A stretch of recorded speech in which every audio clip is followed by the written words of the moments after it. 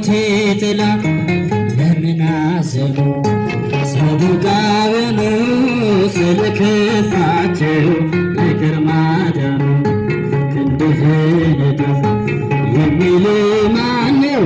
መድኃኒቴ የሚል ማነው?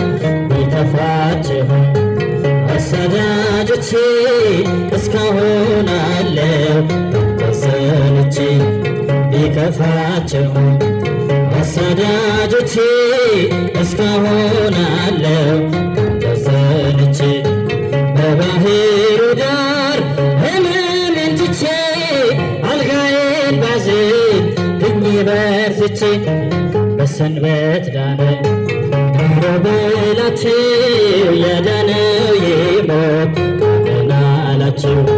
ክንድህን እጥፍ የሚል ማነው?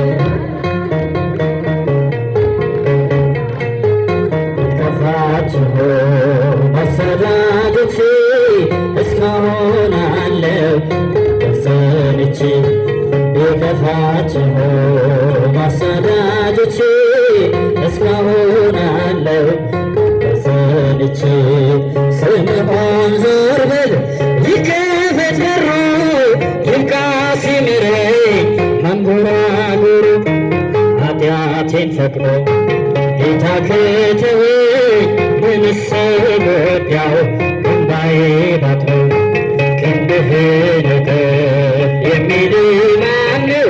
መድኃኒቴ የሚል ማነው? ቢከፋቸው አሳዳጆቼ እስካሁን አለው ባንተ ሰንቼ ቢከፋቸው እስካሁን አለው ተሰንቼ በግንባሬ ላይ ዓይኔን ቢሠራ ቢደባልቀኝ ከሚያዩት ጋራ ፊታቸው ባዘን ለምን ጠቆረ? ሁሉን ቻይ ጌታ ስለከበረ ክንድህን እጥፍ የሚል ማነው? መድኃኒቴ የሚል ማነው? ቢከፋቸው አሳዳጆቼ እስካሁን አለው ተሰንቼ ቢከፋቸው እስካሁን አለው ተሰንቼ አትዝጉት ደጁን እንመላለስ የተወደደው በእኛ ላይ ይንገስ የምናቀርበው ለጌትነቱ የከበረው ይዘናል ሽቱ ክንድህን እጥፍ የሚል ማነው? ቢከፋቸው አሳዳጆቼ እስካሁን አለው ተሰንቼ ቢከፋቸው አሳዳጆቼ እስካሁን አለው ተሰንቼ አትዝጉት ደጁን እንመላለስ የተወደደው በእኛ ላይ ይንገስ የምናቀርበው በጌትነቱ የከበረው ይዘናል ሽቱ ክንድህን እጥፍ የሚል ማነው? የሚል ማነው?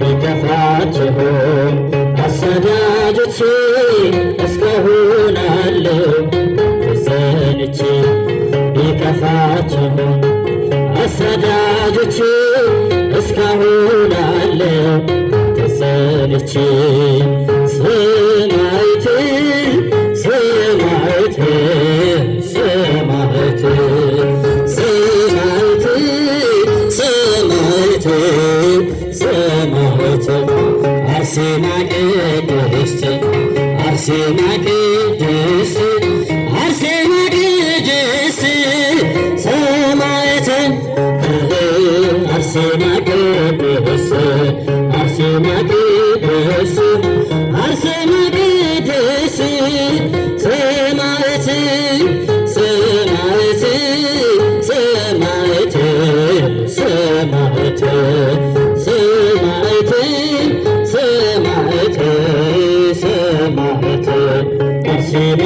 ቅድስት አርሴማ ቅድስት አርሴማ ቅድስት ሰማዕት አርሴማ ቅድስት አርሴማ ቅድስት አርሴማ ቅድስት ሰማዕት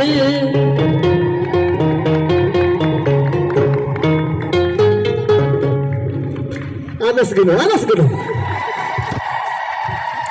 እስቲ ሁለት አድርጎት ሰይጣን ደስ አይበለው። ሶስት ይሁን መጠን መርሃ ግብራችንን በአጭሩ ማጠቃለል ስለሚገባን ከዚህ በመቀጠል ብፁዕ አባታችን አቡነ ናትናኤል አባታዊ ቡራኬና ቃለ ምዕዳን ሰጥተውን የበዓሉ ፍጻሜ ይሆናል።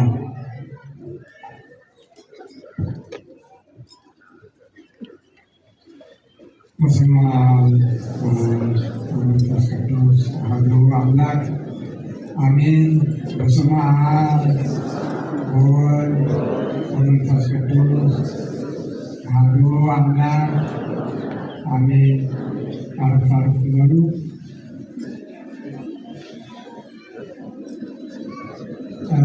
ወኩን መሃይምነ እስከ ለሞት ወትረክብ አክሊለ ሕይወት መላከ ፀሐይ መምህር በቀለ የዚህ ታላቅ ደብር አስተዳዳሪ እንዲሁም ደግሞ መጋቢ ሃይማኖት አባ አብርሃም የቅዱስ ሲኖዶስ ምክትል ጸሐፊ፣ በአጠቃላይ የጠቅላይ ቤተ ክህነት የየመምሪያ ኃላፊዎች፣ የአድባራትና የገዳማት አስተዳዳሪዎች፣ ሊቃውንተ ቤተ ክርስቲያን፣ የሰንበት ትምህርት ቤት መዘምራን፣ ምዕመናን ምዕመናት፣ ሁሉን ቻይ በሆነው በአምላካችን በመድኃኒታችን በኢየሱስ ክርስቶስ ፍጹም ሰላም እንደምን ከረማችሁ? እንደምን አረፈዳችሁ? እንደምን እስከዚህ ሰዓት ደረሳችሁ?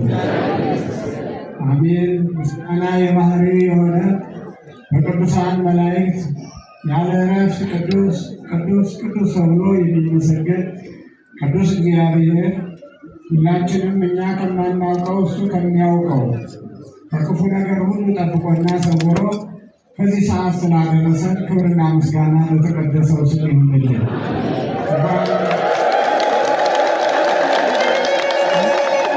እንኳን ለሰማዕቱ ለቅዱስ ጊዮርጊስ ዓመታዊ መታሰቢያ የዕረፍት በዓል በሰላም አደረሳችሁ።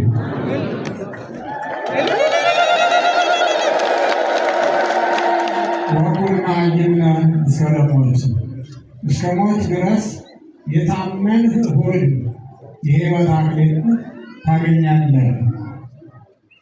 ራዕየ ዮሐንስ ምዕራፍ 2 ቁጥር 10 ላይ የሚገኝ ኃይለ ቃል ነው። በእውነት ትምህርቱን በሚገባ በዓሉን አስመልክቶ ከአሁን ቀደም ያስተማሩት መምህር በሚገባ አስተምረውናል። ቃለ ሕይወቱ ያሰማልን። እኔ ለሰላምታ ያህል ነው የቆምኩትና ይህ ዕለት የሰማዕቱ የቅዱስ ጊዮርጊስን የገድሉ ፍጻሜ ወይም ተጋድሎውን ፈጽሞ አክሊለ ክብር የክብር አክሊል የተቀዳጀበትን ዕለት ነው እያከበርን ያለ ነው እና የሰማዕቱ በረከት በሁላችሁ ላይ ይደር። ሰማዕቱ ቅዱስ ጊዮርጊስ በ20 ዓመቱ ጀምሮ ተጋድሎውን የጀመረ ከምድራዊ ይልቅ ሰማያዊውን፣ ከጊዜያዊ ይልቅ ዘላለማዊውን፣ ከሚያልፈው ከሚጠፋው ይልቅ የሚያልፈውን የማይጠፋውን የመረጠ የክርስቶስ ሙሽራ በወጣትነቱ ዘመን ጀምሮ የዚህን ዓለም ንግስና ወይም ክብር ሹመት ንቆ ሰማያዊውን የመረጠ ታላቅ ሰማዕት ነው። ይህንን ነው ቅድም የተማርነው። ሩጫውን የጨረሰ ሃይማኖቱን የጠበቀ እንደገና የሕይወትን አክሊል የተቀዳጀ ሰማዕት ነው። አሁንም በረከቱ በሁላችሁ ላይ ይደር። ስለዚህ ቤተ ክርስቲያን ይህን ታላቅ ሰማዕት ቤተ ክርስቲያን አንጻ ታቦት በስሙ ቀርጻ እንዲሁም ገድሉን ጽፋ ለምዕመናን መልካም ስራውን ታስተምራለች። መልካም የሰሩ ሰዎች ምንጊዜም ሲታወሱ ይኖራሉ። እነሱ የክርስቶስ ምስክሮች ናቸው። ሰማዕት ማለት ምስክር ማለት ነው። ምስክርነታቸውም ደግሞ ለሰማያዊውን እና ለምድራዊው ሁሉንም በአንድ ለሚገዛ ለአምላክ ለሰማያዊ አምላክ ለድንግል ማርያም ልጅ ለኢየሱስ ክርስቶስ ነው። ስለ እሱ እየመሰከሩ በደረቅ ምሰሶ ምንም እህል በሌለበት መበለት ቤት ሲታሰር እንኳ የመበለቷን የደረቀ ምሰሶ አለምልሞ እንደገና የታመሙትን እየፈወሱ ያዘኑትን እያጽናኑ የተቸገሩትን እየረዱ የፈሩትን በእግዚአብሔር ቃል እያጽናኑና እያበረቱ ይሄ ምድራዊ ነገር ሁሉ ያልፋል፣ ለዘላለም የኖረ የለም።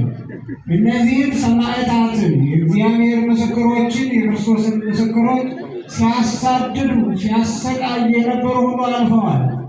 የማያልፍ የለም ወገኖችን። ስለዚህ የሚያልፈውን ነገር ሳይሆን የማያልፈውን ነገር እያሰቡ ቅዱሳን በእግዚአብሔር ደስ እየተሰኙ ሁልጊዜ በጌታ ደስ ይበላችሁ ብሎ ሐዋርያው ቅዱስ ጳውሎስ እንደተናገረው ሁልጊዜ ደስታቸው እግዚአብሔር ሆኖላቸው እግዚአብሔርን ሲያገለግል ኖሮ ሚያዝያ 23 ቀን እረፍቱ ሆኗል። እረፍቱ መቃብሩ በልዳ ይገኛል። ልዳ ወይም ልዳ የምትባለው ቦታ የሊቀ ሰማዕቱ ቅዱስ ጊዮርጊስ አጽም ያረፈባት ዛሬ ከኢየሩሳሌም 45 እስከ 50 ኪሎ ሜትር ርቃ የምትገኝ ቦታ ናት። እነዚህ እግዚአብሔር ፈቃዱ ሆኖላቸው የሚሄዱ ምዕመናን ሁልጊዜ ከቅዱስ ጊዮርጊስ መቃብር ላይ እየተማጸኑ ይመጣሉ። ይህም በእውነት የኛ ታላቅ ደብር ልዳ ነው እና እግዚአብሔር ሁላችሁንም እንኳን በዚህ ሰዓት በዚህ ቅዱስ ቦታ ከዚህ ቅዱስ ሰማዕት በረከት ለማግኘት እንኳን አደረሳችሁ። እግዚአብሔር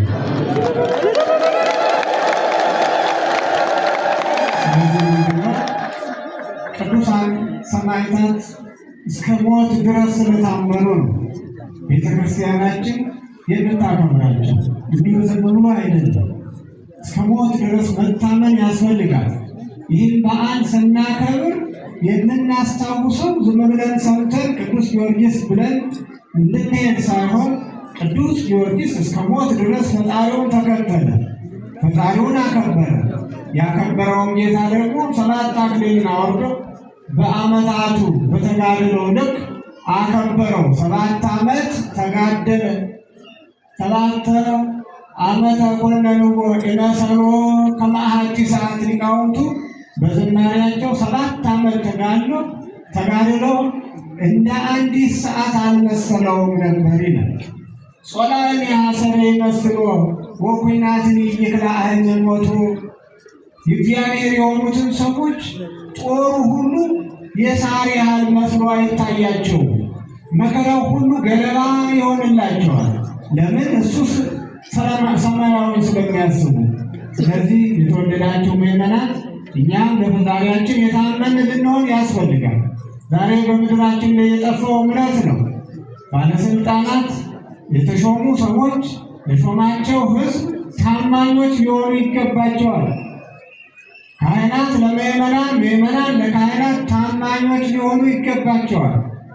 ባል ለሚስቱ፣ ሚስት ለባሏ ታማኝ ሊሆኑ ይገባቸዋል። አንዱ ለሌላው ታማኝ መሆን ያስፈልጋል። ሁሉም ደግሞ በአንድነት ለፈጣሪው ታማኝ መሆን ያስፈልጋል። ዛሬ በምድራችን በተለይ በአሁኑ ሰዓት በሀገራችን በእውነት መታመን የሚለው ነገር አለ።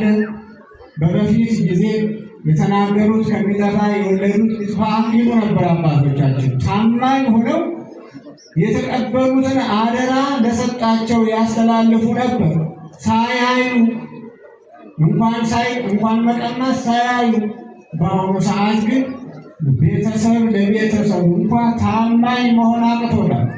ይህ እምነት ጎሏል።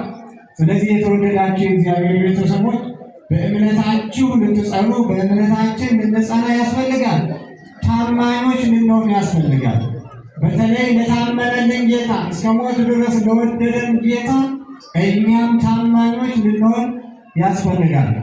ይህን ነው ቤተ ክርስቲያናችን የምታስተምረው። መተማመን ጎድሏል፣ ደግነት ጠፍቷል፣ ርኅራኄ ተወግዷል።